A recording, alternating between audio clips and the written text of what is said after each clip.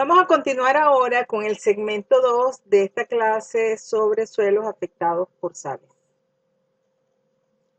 El efecto de la salinidad sobre el desarrollo y productividad de los cultivos depende, en primer lugar, del tipo de iones presentes, así como de su concentración.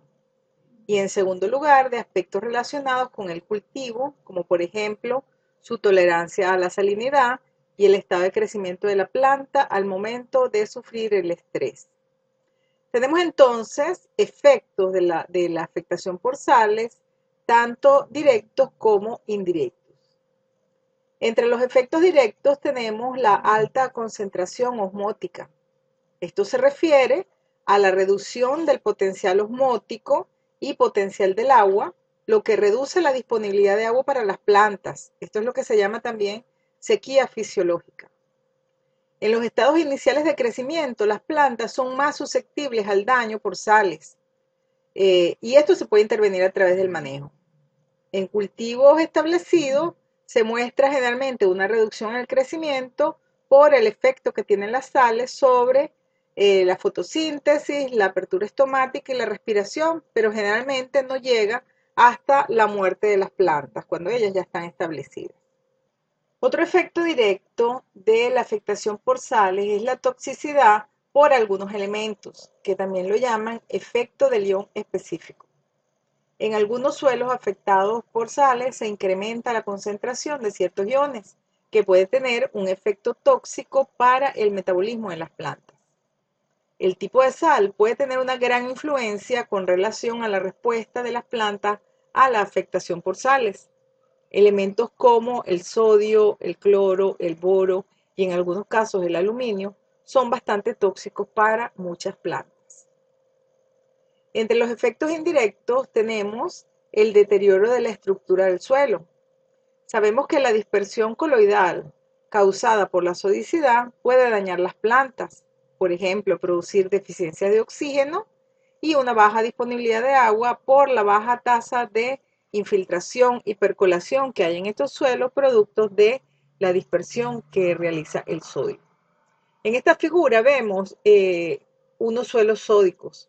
En el primer caso vemos esas costras superficiales de color oscuro que representan materia orgánica dispersa, mientras que en la otra foto vemos la estructura típica de los suelos sódicos, que es una estructura de tipo columnar. El otro efecto que puede tener la afectación por sales es los desbalances nutricionales. Por ejemplo, los altos niveles de sodio también pueden causar desbalance en la absorción y utilización de otros iones, como por ejemplo el potasio. Ahora vamos a ver cuáles son los tipos de afectación por sales. Tenemos 4 tipos importantes: los suelos salinos, los suelos salinosódicos, los suelos sódicos y los suelos salinoácidos. Vamos a ver ahora en detalle a qué se refiere cada uno de estos tipos de afectación. Los suelos salinos son aquellos donde se acumulan sales, predominantemente sulfatos y cloruros de calcio, magnesio o sodio. Estas sales producen una reducción del potencial osmótico, lo que afecta la disponibilidad de agua para las plantas, pero no afecta las propiedades físicas de los suelos. Por su lado, los suelos salinosódicos, que son unos suelos intermedios entre los suelos salinos y los suelos sódicos, son aquellos donde se acumulan preferentemente sales como el sulfato de sodio, el cloruro de sodio, y que al ser lixiviadas estas sales producen un deterioro de las propiedades físicas, es decir, que se transforman en suelos sódicos.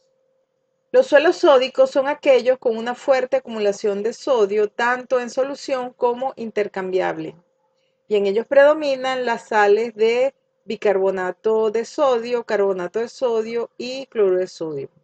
Estas sales causan un grave deterioro de las propiedades físicas del suelo y producen una lenta permeabilidad al agua y poca aireación.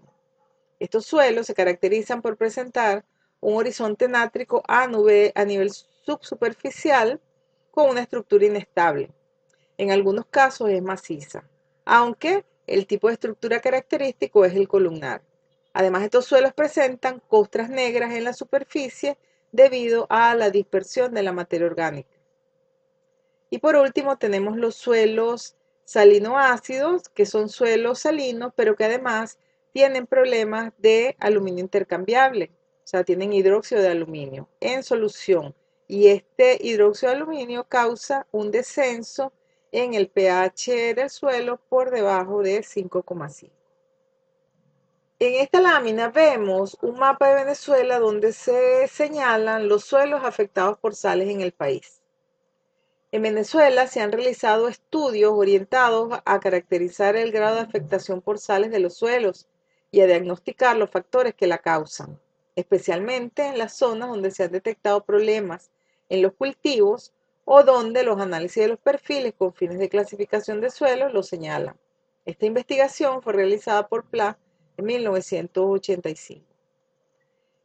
Aquí detectamos tres tipos de afectación. En amarillo están destacados los suelos actual o potencialmente salinos, que los encontramos en las zonas áridas y semiáridas de los estados Zulia, Falcón, Lara, Anzoátegui y Sucre, observándose variaciones en la concentración y la composición de sales de estos suelos. En naranja vemos los suelos actual o potencialmente sódicos o salinosódicos, que han sido estudiados en la cuenca del lago de Maracaibo, en los llanos centro-occidentales, estados Apure, Cojedes, Guárico y Portuguesa, en algunas áreas dispersas de los estados Falcón, Lara y Yaracuy, en la cuenca del lago de Valencia y en parte del estado Monagas. Y por último, destacado en azul, tenemos los suelos actual o potencialmente salinoácidos, que los encontramos en el delta del Orinoco, en la costa oriental de Falcón, en sur del lago de Maracaibo y en algunas zonas de Monagas, Yaracuy y Miranda. Los puntos destacados en negro se corresponden con los perfiles representativos que se utilizaron para hacer estos estudios de diagnóstico. Hablando de diagnóstico, para hacer el diagnóstico de afectación por sales, nos basamos en 4 atributos fundamentales. Uno es el pH, la conductividad eléctrica, el RAS o el porcentaje de sodio intercambiable y el tipo de sales predominantes. Entonces vemos acá que, por ejemplo, los suelos salinos presentan un pH ligeramente alto, entre 7 y 8,5. La conductividad eléctrica es mayor de 4 décimas en metro. El RAS está por debajo de 5 y las sales dominantes son los sulfatos de sodio, los cloruros de sodio y conseguimos precipitados, carbonato de calcio y sulfato de calcio. Estos tipos de suelos generalmente los conseguimos en el país en las zonas áridas y semiáridas. Los suelos salinosódicos tienen el pH también ligeramente alto, entre 7 y 8,5. La conductividad eléctrica también es alta, pero el RAS es moderado, de moderado a bajo, o sea, sería de 5 a 10. Y las sales predominantes son los sulfatos de sodio y los cloruros de sodio. Estos también los conseguimos en zonas semiáridas y áridas. Por otro lado, los sódicos, una de sus características es que el pH es alto, ya vimos por qué. La conductividad eléctrica es más bien baja, de mediana a baja. El RAS es alto, en este caso mayor de 10. Y las sales predominantes son los bicarbonatos y sulfatos de sodio. Este tipo de suelo, aparte de que lo podemos conseguir en zonas semiáridas y áridas, también los conseguimos en zonas húmedas y subhúmedas asociadas a agricultura bajo riego. Y por último tenemos los suelos salinoácidos. Estos suelos se caracterizan por tener el pH por debajo de 5,5. Tienen una conductividad eléctrica alta, mayor de 4, lo que les da el carácter de salinidad, pero la relación de absorción de sodio es baja. Acá entre las sales predominantes estarían los sulfatos y cloruros de sodio y también tenemos los hidróxidos de aluminio. Estos los conseguimos aparte de las zonas áridas y semiáridas, en zonas subhúmedas y húmedas también. Con relación a la calidad del agua para riego, con fines de evaluar el riesgo de afectación por sales, tomamos los siguientes parámetros: la conductividad eléctrica, el contenido de sales solubles, pero en este caso en gramos por litro, la relación de absorción de sodio, y en este caso tomamos en cuenta la toxicidad por algunos iones específicos, como es el caso de la toxicidad por cloruro, la toxicidad por sulfatos y la toxicidad por sodio. Todas estas concentraciones expresadas en gramos por litro. Entonces, dependiendo de cómo se presenten cada uno de estos parámetros, el agua puede ser buena, puede ser media o puede ser mala. Generalmente se evalúan todos los parámetros y se clasifica el agua dependiendo de cuál es el parámetro que sea limitante. Vamos a ver ahora un ejemplo de diagnóstico de afectación por sales de dos suelos, el suelo A y el suelo B. Fíjense, estos son los análisis que generalmente se le realizan a los suelos para hacer el diagnóstico de sales. Se hace una pasta saturada, a esa pasta se le determina el contenido de humedad, que sería el contenido de humedad a saturación. Después se le extrae lo que llamamos el extracto de saturación por succión, y en ese extracto se mide pH, conductividad eléctrica y los cationes, calcio, magnesio, sodio y potasio, y los aniones, carbonatos, bicarbonatos, sulfatos y cloruro. Entonces fíjense en estos dos resultados de análisis de salinidad. Lo primero que debemos hacer antes de hacer el balance de sales es comprobar la calidad de los análisis. Para eso, calculamos la concentración total de sales. Lo podemos usar por la expresión que les indiqué anteriormente, multiplicando la conductividad eléctrica por 10. Eso sería una cantidad aproximada. En este caso da 55 milimoles por litro en el caso del suelo A. Y esa concentración debe ser más o menos igual a la suma de aniones o a la suma de cationes. Entonces, fíjense acá, calculamos la suma de cationes, que sería 32 de calcio, más 8 de magnesio, más 14 de sodio, más 1 de potasio. Eso debe ser igual a 0 de carbonato, 8 de bicarbonato, 25 de sulfato y 22 de cloruro. En ambos casos da 55, y ese valor es similar a la concentración de sales totales en el suelo. ¿Okay? Si hacemos lo mismo para el suelo B, nos da 30, y si sumamos aniones y cationes nos da 30. Esa igualdad de aniones y cationes nos indica que el análisis tiene buena calidad. Nos permitimos hasta una diferencia entre aniones y cationes de un 5%. Y si esa diferencia es menos del 5%, podemos hacer el balance de sales. En este caso, este análisis de suelo es de buena calidad y podemos proceder a hacer el balance de sales. Ahora, para hacer el balance de sales, los aniones y cationes se combinan en un orden específico que va a depender de la solubilidad. Entonces, primero se forman los carbonatos de calcio, carbonatos de magnesio, como se ve en este cuadro, bicarbonato de calcio, bicarbonato de magnesio, sulfato de calcio, bicarbonato de sodio, sulfato de potasio, cloruro de potasio, sulfato de magnesio, cloruro de sodio, sulfato de sodio, carbonato de sodio, cloruro de magnesio y cloruro de calcio. Ahora, ¿cómo hacemos la combinación? Entonces, fíjense, en el caso de carbonato de calcio y carbonato de magnesio para el suelo A, nos da 0 porque no hay carbonatos. ¿Ok? Entonces no se pueden formar ni carbonatos de calcio ni carbonato de magnesio porque no hay carbonato como anión en ese extracto de saturación. Después vemos que se forman los bicarbonatos de calcio. Tenemos 8 de bicarbonato y 32 de calcio. Se me van a formar solamente 8, que es el bicarbonato disponible. Y me quedan 24, que sería 32 menos 8 de calcio. Y se nos agota todo el bicarbonato. Como se agotó el bicarbonato, no puede haber bicarbonato de magnesio y por eso es 0. Después tenemos el sulfato de calcio. Tenemos de calcio, habíamos dicho que nos quedaban 24, y de sulfato tenemos 25, entonces se nos forman 24 de sulfato de calcio y nos queda 1 de sulfato.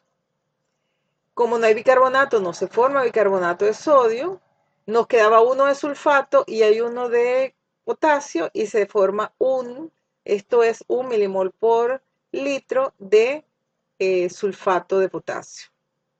Como no hay potasio, no se forma cloruro de potasio. Como no hay azufre, no se forma sulfato de magnesio. Se va a formar ahora el cloruro de sodio. De cloro tenemos 22 y de sodio tenemos 14. Solamente se nos pueden formar 14 milimoles por litro de cloruro de sodio. Después no se forma sulfato de sodio porque no hay sulfato. No se forma carbonato de sodio porque ya no nos queda sodio.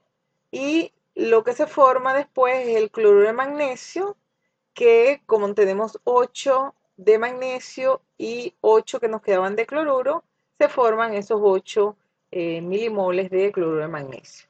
Y cloruro de calcio no hay, porque ya se agotaron todos los aniones y cationes.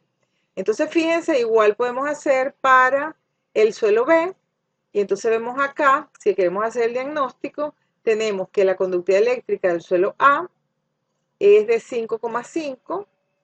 Las sales predominantes son el sulfato de calcio y el cloruro de sodio. Y para hacer el diagnóstico completo necesitamos calcular la relación de absorción de sodio, que la podemos calcular por la fracción entre el contenido de sodio entre la raíz cuadrada de calcio más magnesio entre 2. Esta expresión, o en este caso específico el suelo A, resulta 3,3. Si recordamos los valores limitantes para el diagnóstico que les di en el cuadro anterior, entonces vemos que en este caso la conductividad eléctrica es mayor de 4 y el RAS es menor de 10, o sea que en este caso calificaría como un suelo salino. Si hacemos el mismo cálculo para el suelo B, aquí es importante que el pH es un poco más alto, es 8,5, la conductividad eléctrica es 3, es menos de 4, y las sales predominantes son sales de sulfato de sodio. En este caso, cuando calculamos el RAS, nos da 13,27 y eso hace que este suelo sea un suelo sódico. Entonces, fíjense que con el balance de sales y con estos parámetros, pH, conductividad eléctrica y RAS, podemos hacer fácilmente un diagnóstico de afectación por sal. Lo que debemos saber es el orden en que se van combinando los aniones y cationes para formar las distintas sales.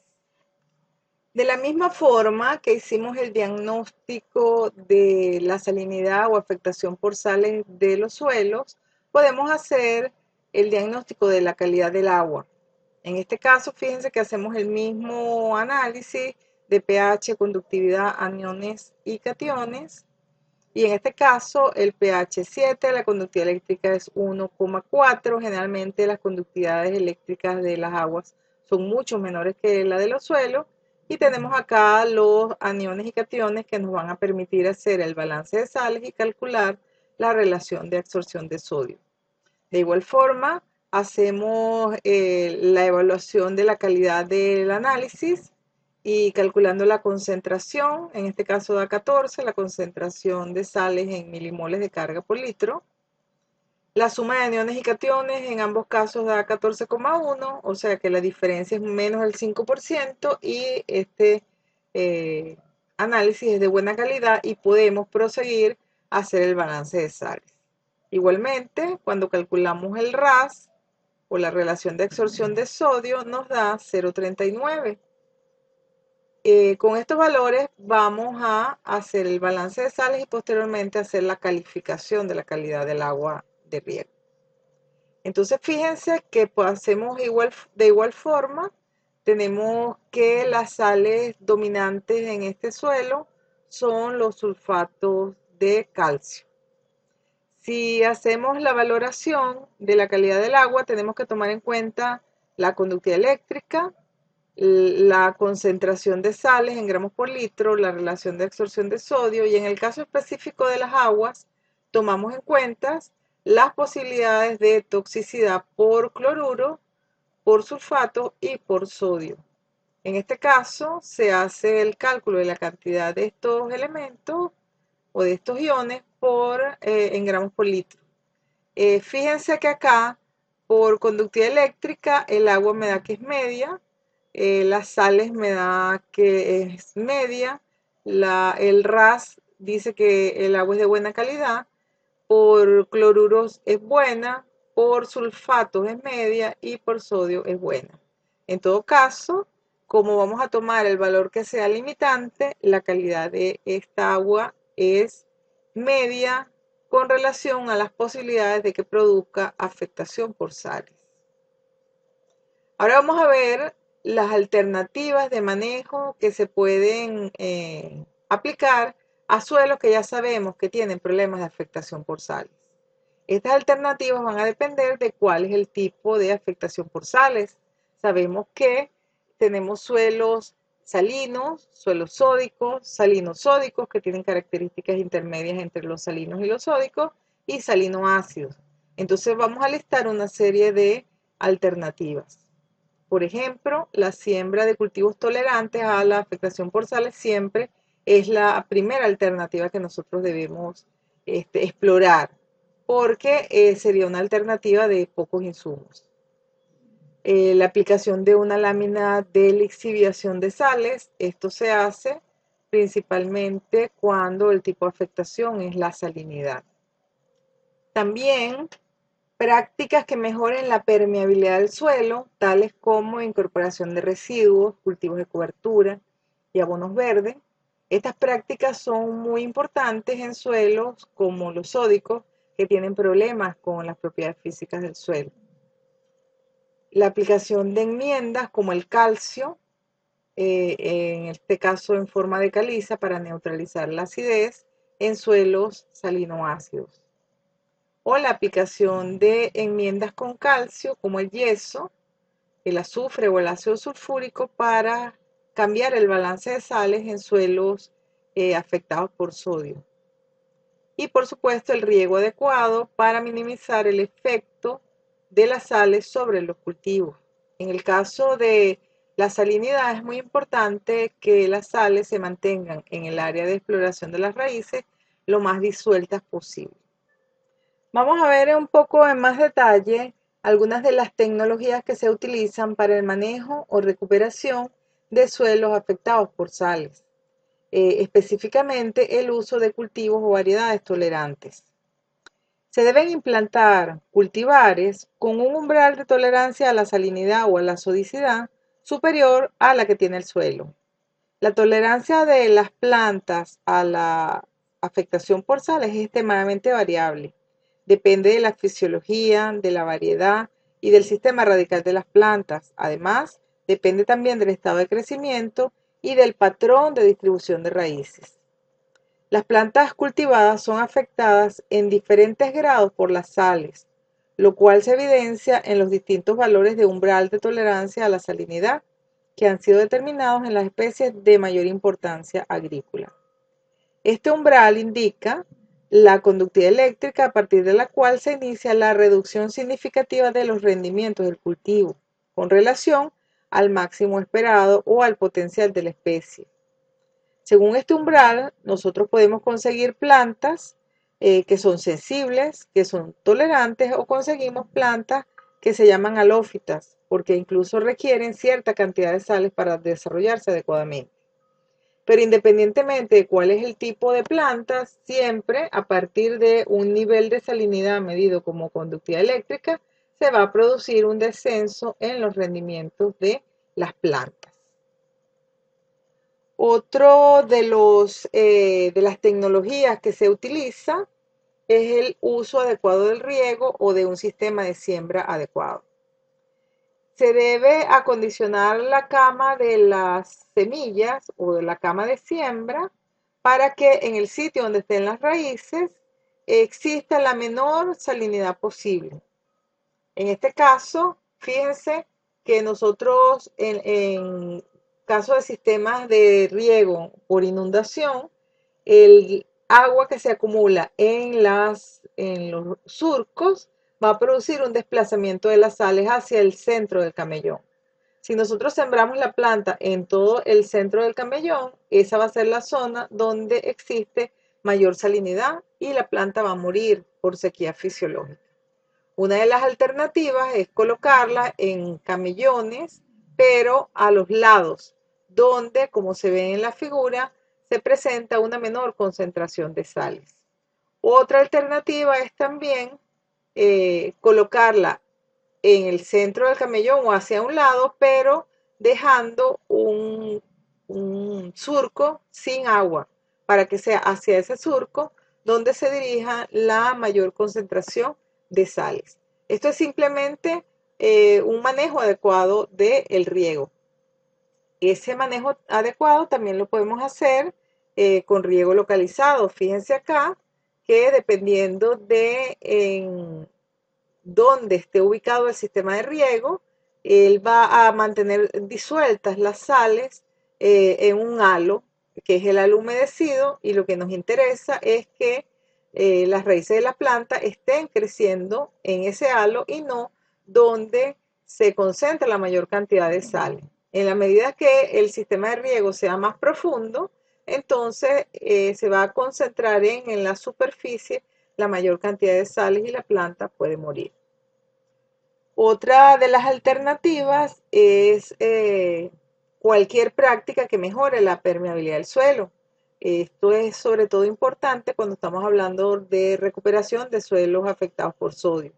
Entonces, todas aquellas prácticas, ya sea labranza, abonos orgánicos, residuos de cosecha, que me ayuden a mejorar las condiciones de permeabilidad, van a ser adecuadas para estos procesos de manejo o recuperación de suelos afectados por sales.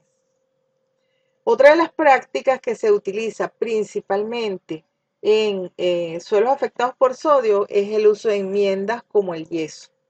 En este caso, lo que se busca es desplazar el sodio del complejo de intercambio. En este caso, usamos el sulfato de calcio, que es el yeso, para hacer ese desplazamiento. Y se puede calcular la cantidad de carbonato de calcio que hay que aplicar para mantener un estatus, en este caso menos de 1 milimol de carga en la capacidad de intercambio de suelo. En el caso de que el suelo presente carbonato de calcio precipitado, generalmente se pueden hacer enmiendas, en lugar de hacerlas con yeso, hacerlas con azufre. Igual se puede hacer el cálculo de qué cantidad de azufre aplicar para neutralizar ese sodio de la capacidad de intercambio.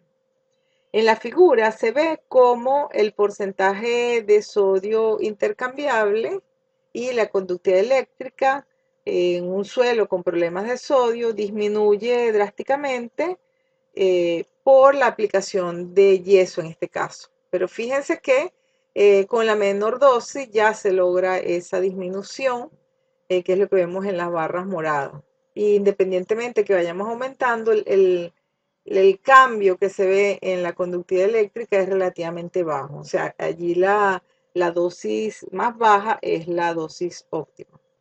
Otra de las prácticas muy utilizadas en suelos afectados por sales, principalmente suelos salinos, es el lavado de las sales. En la figura se aprecia el balance de sales en un suelo. En este caso, las ganancias vienen dadas por las sales disueltas en la fase sólida, que es SS, y las que aportan el agua de riego. En este caso las medimos como la lámina de riego por la concentración de sales en el agua de riego. Y las pérdidas vienen dadas por las sales en la zona de desarrollo de raíces, que son las que vamos a perder como drenaje, que la podemos representar o calcular por la lámina de riego, por la concentración de sales en esa agua de riego. También por las sales precipitadas y las sales que absorbe el cultivo, que sería SP y SC respectivamente. Si consideramos despreciables los efectos de las sales solubles, las sales precipitadas y las sales que absorbe el cultivo, entonces la expresión queda como sigue. Sería la lámina de riego por la concentración del agua de riego menos la lámina de drenaje por la concentración del agua de drenaje, eso debía ser igual a cero. Si igualamos los dos términos, nos queda una relación de lámina por concentración en el agua de riego va a ser igual a la lámina por concentración en el agua de drenaje. Si expresamos esto como relaciones entre láminas o relación de concentraciones, tenemos entonces lo que llamamos fracción de lixiviación. La fracción de lixiviación es la porción del agua del riego que logra atravesar la zona radicular y aparece como agua de drenaje. Como las concentraciones del agua de riego y del agua de drenaje son proporcionales a la conductividad eléctrica, nosotros podemos sustituir esa expresión por la siguiente. La fracción de lixiviación puede ser la lámina de drenaje entre la lámina de riego o la conductividad eléctrica del agua de riego entre la conductividad eléctrica del agua de drenaje. Y quedaría la forma más utilizada para calcular la fracción de lixiviación es esta expresión. Es la relación de conductividades eléctricas. Ahora, cuando se realiza el cálculo de la fracción de lixiviación, por supuesto que nosotros tenemos la conductividad eléctrica del agua de riego porque debemos hacer una evaluación de la calidad de esa agua antes de regar. Y vamos a tomar como conductividad eléctrica del agua de drenaje el valor umbral de tolerancia del cultivo a la salinidad, medida como conductividad eléctrica. Conocemos como umbral de salinidad a la concentración máxima de sales permisible en la zona radicular.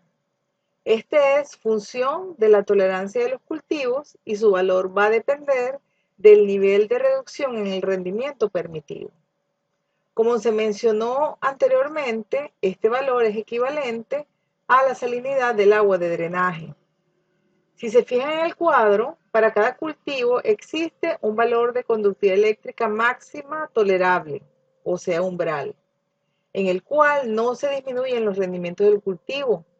En la medida que va aumentando los valores de conductividad eléctrica, se van produciendo disminución en los rendimientos debido a los efectos nocivos de las sales sobre los cultivos.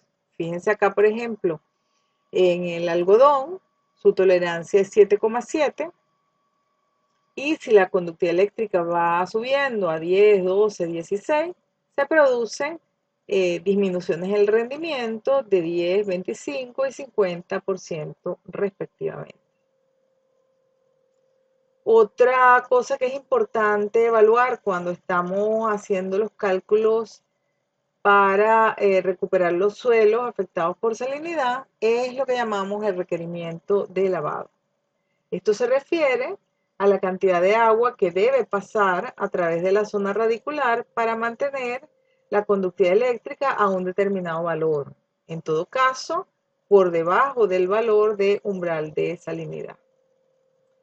El cálculo de la lámina de lavado o el requerimiento de lavado debe permitir agregar una cantidad de agua que cubra la demanda hídrica de las plantas y la evaporación del suelo y que permita mover las sales fuera de la zona radicular. Entonces, con esta fórmula de fracción de lixiviación, si incluimos la demanda evapotranspirativa del cultivo, despejamos y sacamos factor común, entonces tenemos la expresión para calcular el requerimiento de lavado LR, que sería igual a la demanda evapotranspirativa del cultivo entre 1 menos la fracción de lixiviación. Vamos a ver ahora, como resumen, algunos puntos claves que ustedes deben tomar atención. Primero, que los suelos afectados por sales son aquellos que contienen altas concentraciones de sales solubles totales o también presentan ciertos elementos específicos que pueden llegar a ser tóxicos o estar presentes en condiciones tóxicas como el sodio, el cloro y el boro, en algunos casos también aluminio, y que afectan directa o indirectamente la producción de los cultivos.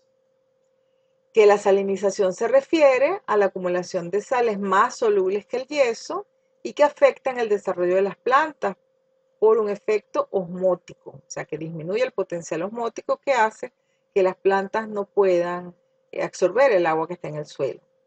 Mientras que la sodicidad se refiere a la acumulación de sodio intercambiable y en este caso afecta las propiedades físicas del suelo, principalmente la permeabilidad, por el efecto dispersante del sodio. La afectación por sales se produce más en zonas áridas y semiáridas, pero también puede producirse en otras zonas donde el clima y la movilidad de las sales causa su acumulación en periodos cortos de tiempo. Las sales que se acumulan en el suelo tienen diferentes orígenes, tanto naturales, que sería lo que es acumulación primaria, como antrópicos, que es la acumulación secundaria, tales como la alteración de las rocas y los minerales, el ascenso capilar de la mesa de agua, intrusiones marinas, riego con agua salina, aplicaciones inadecuadas de fertilizantes y o enmiendas, que son salinizantes, entre otras. Las sales se pueden encontrar en el suelo en varias formas, precipitadas como cristales, disueltas en la solución del suelo en forma de aniones o cationes, o retenidas en el complejo de intercambio. Su contenido y su composición cambia continuamente y va a depender del contenido humedad del suelo. Ahora, la solubilidad de las sales afecta su movilidad y su precipitación.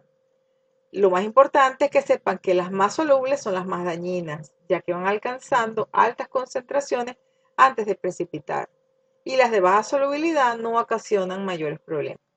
Las sales que causan más problemas a los suelos y a los cultivos por su efecto salinizante o sodificante son el cloruro de sodio, el cloruro de magnesio, bicarbonato de sodio, sulfato de sodio y sulfato de magnesio en ese orden. Las sales tienen efectos directos e indirectos.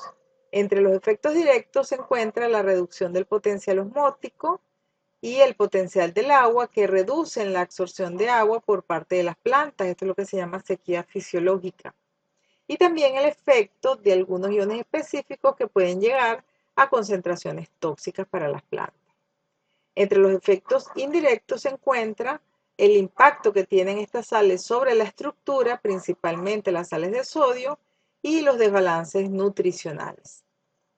Existen 4 tipos de afectación por sales: los suelos salinos, salinosódicos, sódicos y salinoácidos. Para su identificación se utilizan los valores de conductividad eléctrica, pH, porcentaje de sodio intercambiable, relación de absorción de sodio y tipos de sales. Las alternativas de manejo de los suelos afectados por sales van orientadas a implantar cultivares con un umbral de tolerancia a la salinidad superior a la que tiene el suelo en el momento de la siembra. El uso adecuado del riego y del sistema de acondicionamiento de la cama de la semilla para que en el sitio donde se coloca la semilla de la planta se tenga las sales lo más diluidas posible. Las prácticas que mejoren la permeabilidad del suelo, tales como la aplicación de materia orgánica, el uso de enmiendas como el yeso, el azufre o el ácido sulfúrico para disminuir los niveles de sodio intercambiable, o el agregar una cantidad de agua que cubra la demanda hídrica de la planta, la evaporación y que además permita mover las sales fuera de la zona radical. Esto es lo que se llama la lámina de lixiviación. Bueno, esto es todo lo que quería comentarles con relación a los suelos afectados por sales. Gracias.